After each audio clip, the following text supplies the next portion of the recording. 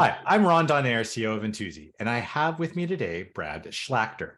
Brad is a fractional CMO, brand and strategy consultant. Brad's customers have included Fandom, Motor Trend, Junkin Media, Qualcomm, and Intel, amongst others. Brad, welcome to the Data Deep Dive. Thanks for having me, and it's a pleasure to be here. Oh, the pleasure is ours. Why don't you just tell us a little bit about what you're working on this year?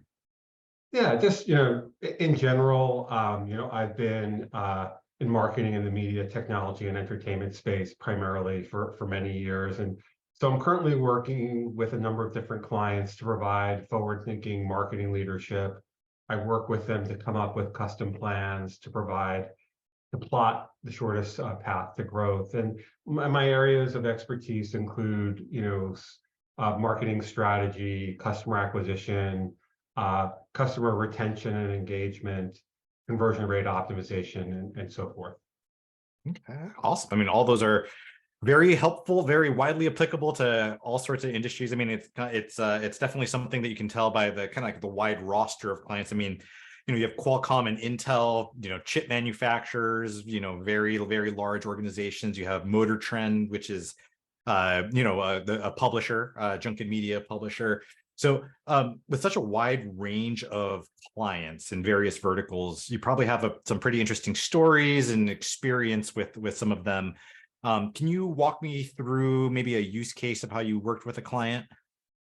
Yeah, a lot of times in marketing, we're very focused on growth, and rightly so. And in many cases, when I've worked with startups or companies that have recently gotten funding, they immediately are focused on how quickly they can scale and show that there's a product market fit, and sort of prove to their investors, that this is a viable, business model. Mm-hmm. And all those things are really, really important. And so customer growth is, something that I worked with a variety of different companies and a variety of different verticals on. But what's not talked about quite as much, but is just as important in my opinion, is retention, engagement. When you're working with subscription-based services in particular, mitigating churn or cancellations. And so, a lot of what I like to talk about is not necessarily how I get customers, in the door and scale customer acquisition cost effectively, but I think more importantly, how do you retain those customers? Because on average, it's about 6 or 7 times more money to acquire a new customer than to keep an existing one. Yeah, I mean, I think that makes a lot of sense. Like, customer acquisition is always kind of like the holy grail of startups and established companies that want to drive the revenue, prove growth to investors. But retaining customers, it's in some cases probably the easiest found money you could make sure that make sure that they don't cancel, make sure that your ARR stays high. It's the backbone of at least the business that we have here is our monthly recurring revenue, and making sure that our customers are happy are priority number one in our organization. So that makes a lot of sense. Yeah, so as an example of that, when I was at Motor Trend, I was in charge of marketing for Motor Trend On Demand, which is their video streaming service, Mm-hmm. kind of like a Netflix for auto enthusiasts or gearheads. Mm-hmm. And it's a subscription model, even though now it's transitioned. I believe they have a hybrid model, which is pretty common these days in the streaming space. Mm-hmm. But as we dug into scaling the company, and I was there basically to help them scale the company, and once it was scaled, it was sold off to Discovery Communications. But every week we'd be looking at the thousands of customers we'd be signing up. But if you're losing thousands of customers who are canceling their subscription, you're basically treading water. Mm-hmm. And I'm not saying that was the case there, but certainly there is a big challenge with growing a subscriber base if your funnel is leaky, or if you're losing customers almost as quickly as you're signing up. And so one of the things I've done with a number of different companies, including Motor Trend, is really digging deeper into what was behind that cancellation or churn. And there's a lot of things you can do just in general. Marketers, you need to pay attention. How actively engaged are your customers? If they're not actively engaged, they're more at risk at churning or canceling. And so that's, one thing that, everyone can kind of keep an eye on. The other thing is when it comes to a service like Motor Trend, which is content driven, it's, well, what are they watching? What do they want to see more of? What do they want to see less of? What's the stuff that's drawing them to sign up? But once they're signed up, what's keeping them there? And, so through a combination of looking at viewership data, doing marketing research, doing surveys when people canceling to find out why they were canceling, you can come up with a really robust plan for mitigating churn. And so, in simplest terms, it was about giving the consumers more of the content they wanted. And there was one show in particular called Roadkill that was very popular. And so they created Roadkill Garage and Roadkill Extras, which was, outtakes from that show, and, and understanding what platforms, they wanted to see their content on. And if they didn't have their favorite platform, making sure that was getting added. But the other thing that's really interesting is that as subscription-based services grow, there's also passive churn, people who are not actively canceling, but people who have credit card issues, and we try to bill them and the credit card transaction fails. And so losing people through passive churn, and there's a whole other host of strategies and tactics that companies can take to reduce both that passive churn or unintended churn, as well as the active churn or people, proactively, canceling a service. Yeah, absolutely. I mean, there's nothing that is more annoying than to lose access to a service when you're about to go use it, just because your credit card that you updated 4 years ago on that subscription service, expired or whatever. I recently got, I think it might have been like a text message or something like that from Verizon, it's my wireless carrier, and they said, "Hey, by the way, your credit card is going to expire in 2 months. You may think about switching that off." And I was like, "Oh, I appreciate that. I don't need any type of issues with my cell service." So I definitely think that's pretty interesting. And what's actually even more interesting is that those kind of that messaging is being bubbled up more and more with AI, right? So being able to kind of proactively identify which customers kind of will go ahead and change those credit cards automatically, which ones need nudges. Apparently that's me. Which ones, when you're looking at content selection of what to put in front of them to kind of promote additional usage, to promote additional stickiness. That all seems to be kind of trending more and more into this kind of AI driven, machine learning driven, data decision making. Which is very interesting to me. And here at Intuizi, we certainly use a significant amount of AI to maybe bubble up the best kind of data, the best kind of insights, depending on what your industry is in. Do you guys do anything in regards to artificial intelligence? What can you talk a little bit about maybe how you're incorporating generative AI, for instance, into your practice? Yeah, and obviously it's a topic that's top of mind for a lot of marketers, and rightly so. And yeah, look, a marketer's sort of holy grail is to be able to sort of deliver the right message to the right person at the right time, or personalization at scale, right? And that's something that we're still, as marketers, striving towards. And obviously there's a lot of great tools out there, marketing automation, software, or CDPs and other things that are all designed to help marketers or organizations do that. And they all use machine learning and are AI driven, and they all continue to get better at it. But it's still not perfect. And so I think it'll be interesting to see. I think it's still too early for me to really fully comprehend, honestly, how these latest developments in AI are going to ultimately impact the ability for marketers to personalize at scale. It's something that are simultaneously, or they're both, technologies and things that have been, in development and are rapidly progressing. When we talked the other day, I think, AI is such a powerful thing, and, as marketers, I firmly believe you have to keep embracing technology. You have to stay on top of it. How can you best utilize it? There's a lot of different applications for AI, especially for content-driven companies, right? For either creating content or optimizing content.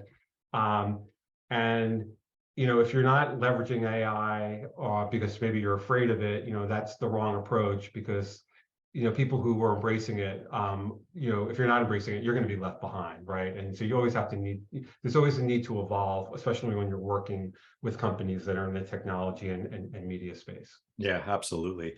And with that, there's with machine learning and AI, how it just kind of takes these gigantic data sets and distills them into basically like interfaces that us humans are able to kind of like pick and choose and extract out with, like, let's say ChatGPT. There's certain prompts, certain ways to ask it things that allow us to get the best results.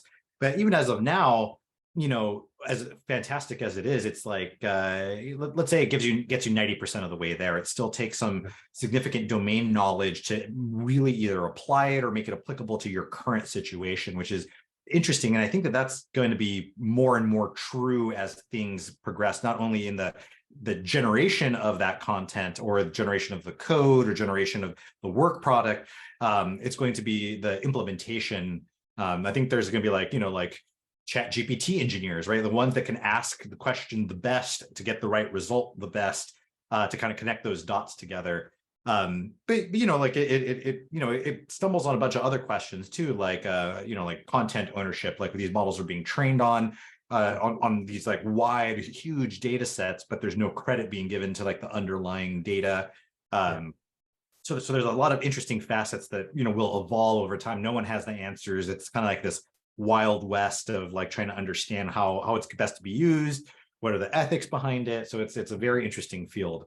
Yeah, I agree. And there was even, I think, something just in the Wall Street Journal today about SpongeBob SquarePants and people, creating images with licensed IP, and what are the implications for that when it's either text or images that are based on IP that's owned by other people or copyright protected. How Hollywood is going to be using maybe generative AI for script writing or helping scripts, or having characters that are AI generated, Right. along with real actors, or potentially replacing real actors. But yeah, there's so many questions, and but it is exciting, and it is a great tool, and it has like any tool, it could be utilized for really productive and good reasons. And there's also potentially the chance that people are going to utilize the tool to create deep fakes and other things that could provide misleading information, or have negative consequences. So I think it is something that there has to be some scrutiny and a legal framework put around it, as we better understand all the implications. But it's here, and we know it's not going away. That's right. Absolutely. Yeah. Well, we have a few more minutes. And another topic I wanted to talk about is privacy. So it's a very hot topic. Very well documented issues at Meta after the Apple iOS 14 change. Google's kind of like semi-waffling and moving the goalpost with the deprecation of cookies, but ultimately they're going to be deprecating cookies, which is a pretty well-known impediment to targeting. Are you advising your clients to do anything particularly different to navigate these issues? Yeah, I mean, it's been good. Marketers are sort of have a tightrope to sort of walk here, right? Because we obviously, as a marketer, if you can deliver your message to the most targeted audience, it's going to be have the best chance for success. But if the targeting is based on third-party data, there are privacy concerns. And so on one hand, as a marketer, I want to be able to know as much about my customers or potential customers as I can. But I also have to respect the fact that some people, there's varying levels of privacy that people expect or want, and you have to respect your customers' wishes, regarding their privacy and their data. So we marketers, we try to walk this tightrope. But look, it's clear that the privacy versus data pendulum is swinging towards the privacy, end of the spectrum, right? And that as marketers, maybe we're not all happy about that, and maybe it's going to be more expensive for us to try to acquire customers if we have less third-party data.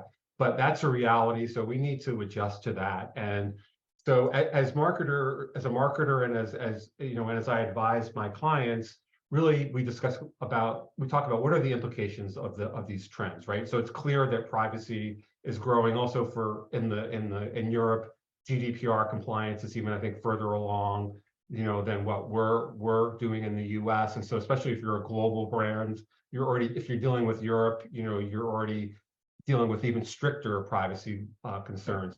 So so for me, the key implication is that we know that privacy is a growing concern and there's growing regulation around it.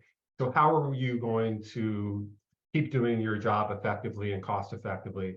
And so I advise my clients to really start focusing on building up their first party data, you know, so owning the customer, so that over time you can become less reliant on third party data or cookies. Mhm. And look, it's not right now, you know, it's in the best of both worlds. From a marketing perspective, you get to have both first party data and third party data. But you know, we need to wean ourselves off of that third party data. And so it's a process, and it takes some time, but long term, you're going to position your company or your business for stronger health by, you know, getting some of that data in-house, you know, getting more of that data in-house and owning the customer, owning that relationship, and having that direct to consumer relationship, as opposed to being reliant on other third parties or other platforms. Yeah. So that's really the main implication or key takeaway for me. And like I said, I sort of have mixed feelings about it as a marketer, but you've got to respect what the trends are and what people expectations are. And you need to shift accordingly, your strategies accordingly, so that you're still able to do your job, you know, effectively. Absolutely. Yeah. Yeah. Yeah. One of the premises that we have here at Intuizi is to basically classify data on behalf of publishers for to basically enhance their own first party data offering. So, you know, app publishers, for instance, know a lot about what happens within the apps themselves. But what we do is we actually then help classify that data for other interest and behavioral targets on an anonymous basis, right? So we make sure that, like, you know, you understand that 15% of your users went to Starbucks yesterday. Well, you know, that actually has a pretty significant value if you have, you know, behavioral targeting capabilities in the DSPs that you're connected with, to be able to further enhance your hardcore coffee drinker segment that you're putting in the programmatic, ecosphere. That's something that you would have to have relied a third party to do before, where, you know, our software allows you to kind of just classify your own data, make it available, and then everybody benefits, right? Like the consumer's data doesn't get shipped off to different places. Your own ad stack gets a little bit more enhanced. So it's definitely the same approach that you were kind of articulating a moment ago. Yeah, and the other thing, you know, on a related note, you know, one of the things that I've talked to companies about is their MarTech stack, right? And you know, as a marketer, also, it's sort of easy to get caught up in, like, hey, we want the latest, you know, shiny new toys and all the latest bells and whistles, and let's get a, you know, customer data platform which is going to help with first party data. But you know, those things can be expensive and very time consuming to integrate. And so, you know, I think it's important, you know, the first thing I advise a lot of companies on is, you know, let's look at your existing MarTech stack. Are you getting the full value? Are you unlocking the full potential of your existing tech stack before you consider starting to add other expensive tools or services, you know, to your business? But certainly, you know, as first party data and customer segmentation and personalization continue, you know, to be key drivers, you know, it does make a lot of sense, especially for bigger companies, to invest in enterprise level, you know, CDPs and things along those lines. But not every startup or smaller company, it's not always worth it for them, or it's cost prohibitive, you know. Right. Yeah. Excellent. Well, thank you for the time today. It's been super informative. If a viewer wanted to get in touch with you, what's the best way of doing so? Best way is reach out to me on LinkedIn. I'm actively on there, and thanks again for having me. Oh, thank you, Brad. Well, that is a wrap. Join us again next week for another informative session of the Intuizi's Data Deep Dive.